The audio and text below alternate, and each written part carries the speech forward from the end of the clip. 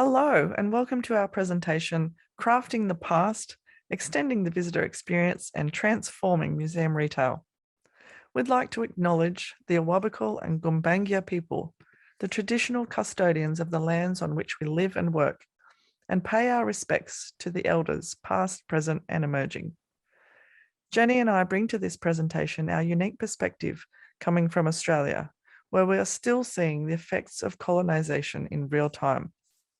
We are now beginning to understand and value the knowledge and deep connection to country of Australia's Indigenous people. That is, the relationship to nature that is embedded in their cultures. In understanding this, we are seeing what we have all lost. Indigenous cultures across the world are asking us all to rethink our way of being in the world. In this talk, we are exploring and rethinking cultural retail. So with the overall theme of museum shops and sustainability, I'll give a brief background about who we are and why we're talking about this, and what the current state of the industry is, while Jenny will then be discussing why we need to change, what we can do differently, and how a sustainable revolution in open-air museums can transform the cultural retail industry. The idea for this paper came from our own personal experiences and observations of cultural retail as international tourists. This international visitor perspective is broadened by our education, professional experience, and life experience.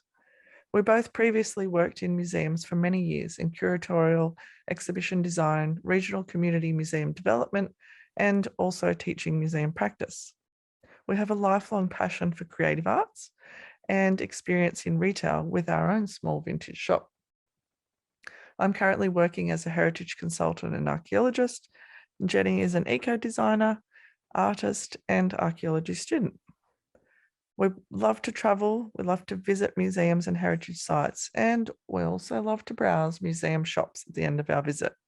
And what we found on our most recent travels was that there was a disconnection between museums being leaders in climate change education and the kinds of products available to purchase.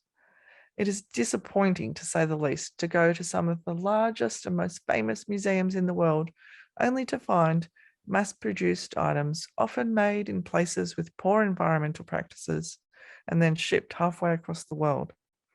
We also noticed a lack of items relating to archaeology and prehistory. In contrast, when we visited smaller archaeological open-air museums, such as the Scottish Cranach Centre, the past was brought to life. We had an immersive experience with the world of our ancestors. We got to touch, feel, hear, see, smell, and even taste the past. It was amazing. And it was evident that people in the past were skilled, knowledgeable, resourceful, and resilient, an idea that is not often portrayed in representations of the past. And we saw interesting items being made by local and specialist crafters based on archaeological finds, using a variety of natural materials and traditional skills. And some of these were available in the museum shop. We wondered why this wasn't the case in other museums. And so we started researching this topic. Why is this international visitor perspective important? Post-pandemic, international travel numbers are set to overtake 2019 levels before the end of this year. Many international tourists can be considered cultural tourists and often come from the British and European diaspora. These cultural tourists make up a large proportion of all inbound tourism, and this category can include nature tourists, creative tourists, and ancestral tourists. Although the percentage of international tourists to the European and UK heritage sector is much smaller than the percentage of domestic visitors, the international tourists actually spend significantly more, and they focus their travel around authentic experiences and heritage. They travel to experience and engage, to understand and learn, and because they are educated consumers concerned about the environment, they are often looking for unique, meaningful, functional, and local handcrafted souvenirs. We started looking at museum retail products more objectively at the materials, the processes, the packaging, and the amount of transport required. And we realised there was a big problem with sustainability in museum retail because it's still based in a take, make, waste model. We've read widely on the topic and thought about how things could be done differently. We've also conducted surveys with people about their experiences as tourists and their souvenir buying habits and values. And we've been closely following social and economic trends and environmental issues. Our research and analysis of the current state of museum retail, broadly speaking, is that products are primarily purchased from offshore suppliers, sustainability is an optional extra, and there is still a lot of greenwashing. Museum retail is often not seen as truly relevant to the visitor experience or a core part of museum operations. There's especially a disconnect around the environmental impact of merchandise and museum goals. Jenny, would you like to take over from here? Sure. Look, we know there is an ecological crisis. Natural resources are becoming scarce, and the pandemic has shown us how quickly global supply chains can become unreliable. We have a global shortfall in equity, power, and distribution of resources, and simultaneously an overshoot of many of the planetary boundaries. The UK and many countries in Europe have benefited enormously from the history of colonisation and industrial capitalism, and continue to benefit from global inequality. Which brings us to another sore point: waste and pollution. We know that open air museums have been working hard on sustainability, and that overall open air museum shops have more locally made items. However, even if merchandise doesn't have problematic packaging, the item itself or component parts could eventually end up as waste. The processes of resource extraction, production, or transport also cause pollution.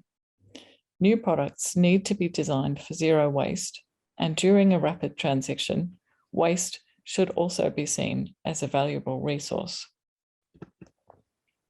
Museum shops usually have a business focus with the aim of providing profit to help provide for museum operations.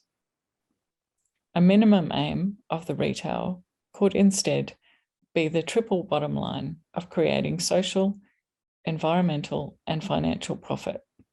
A radical degrowth approach for the retail is to align their aim with the public benefit of the museum, to aim for net positive or flourishing, that is, regenerating nature and society beyond financial profit aims. Okay, so we know overconsumption of stuff is a problem. So is museum retail even a good idea?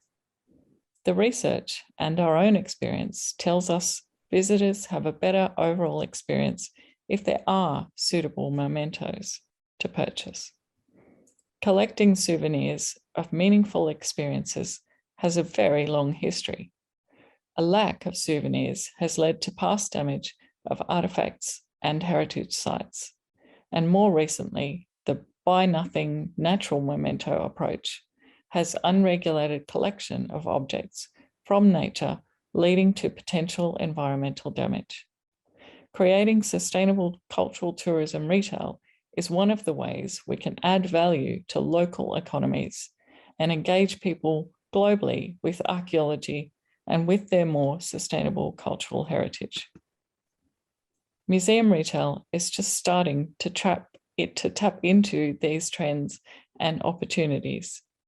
Skills development in areas of resilience for climate change adaptation and mitigation include learning ancestral skills, foraging and land management, natural buildings, and making or repairing things ourselves.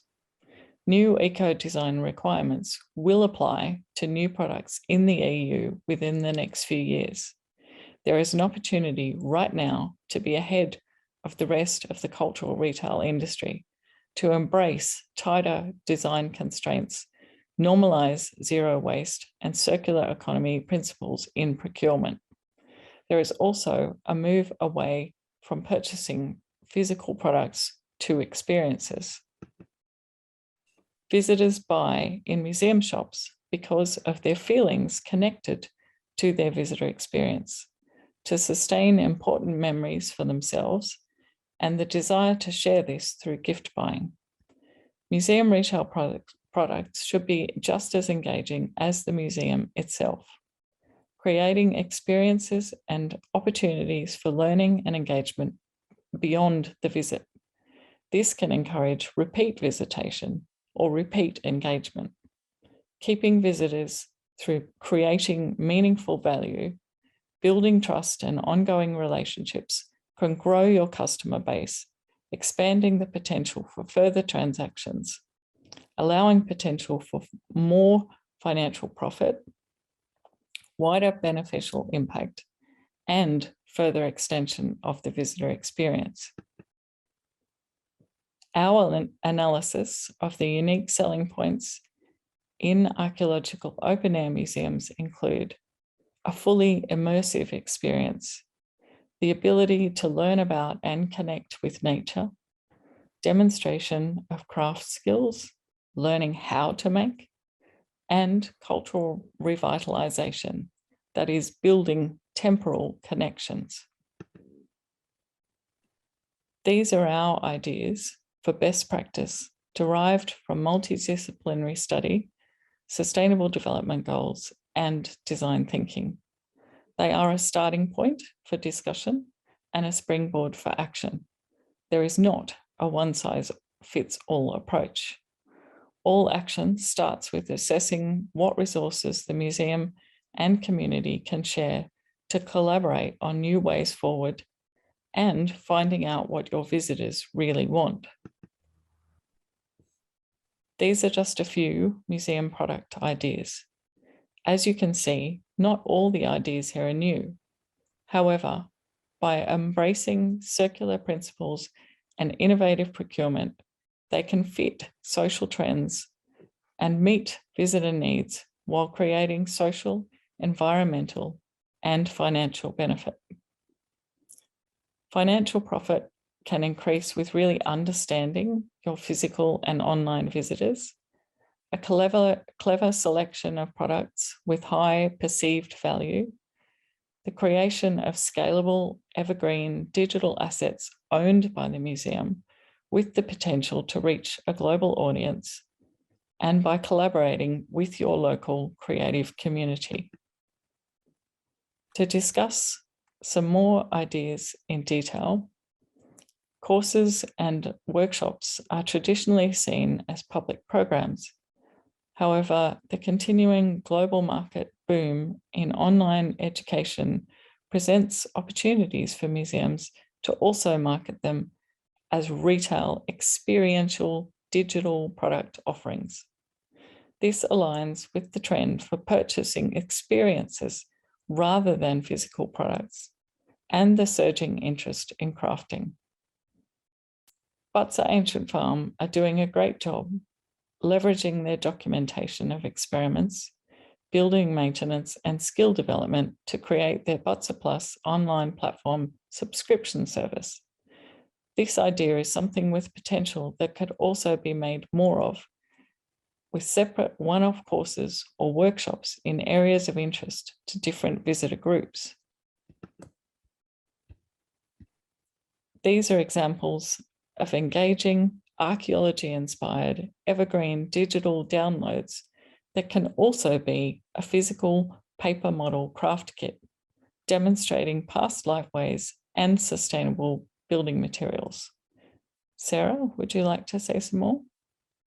Yeah. This is an example of a product that uses waste as a resource that is helping to regenerate the landscape and creating local employment. This deerskin leather bag is based on archaeological evidence and is a functional, handmade, and high-quality item. This image demonstrates how the oak bark tanning and deerskin leather is regenerative. In a landscape where natural predators have been eradicated, a massive deer population overgraze, preventing regeneration of forest. The deer are culled, but often the hides are considered waste. The oak bark tanning is a zero waste process and is a rare heritage trade and craft that is being revitalised. Archaeological open-air museums provide many opportunities to learn from the past. It is our responsibility to revitalise more sustainable processes and practices and make them relevant to today. Museums can become leaders in regenerative retail that engages visitors with the past and the future, sharing museum aims to a global audience, growing local positive change, and emphasising the connections between nature and culture. We are now at a significant turning point in our shared human history, where we are running out of time to change. Museums need to take the lead and curate their shops to align with their messaging and their environmental goals. The power is in our hands. We hope you've enjoyed our presentation and we look forward to your questions and comments. Thank you.